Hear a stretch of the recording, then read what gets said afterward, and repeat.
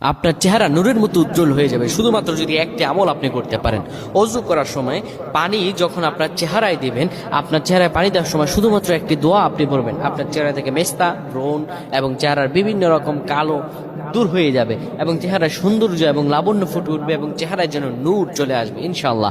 অনেকে দেখা যায় সুন্দর কিন্তু দেখতে ভালো লাগে না, কিন্তু অনেকে কালো কিন্তু তারা দেখতেও ভালো লাগে। এটি হচ্ছে আল্লাহ তাআলার পক্ষ থেকে একটি রহম। চেহারা সৌন্দর্য বৃদ্ধি পাওয়া আল্লাহ তাআলা দোয়া কবুল করার মাধ্যম, চেহারা সৌন্দর্য বৃদ্ধি পাওয়া গুনাহ মাফ হয়েছে এটার মাধ্যম। প্রিয় ভাইরা আমার, এটা অত্যন্ত গুরুত্বপূর্ণ আমল, সকলেই করবেন। যখন আপনি অজু করবেন, অজু করার সময় পানিটা যখন চেহারায় দিবেন, ওই পানির মধ্যে 3 বার পরে ফু দিবেন। আল্লাহু নূরুস সামাওয়াতি ওয়াল আরদ আল্লাহুম্মা ইগফিরলি, আল্লাহু নূরুস সামাওয়াতি ওয়াল আরদ আল্লাহুম্মা ইগফিরলি।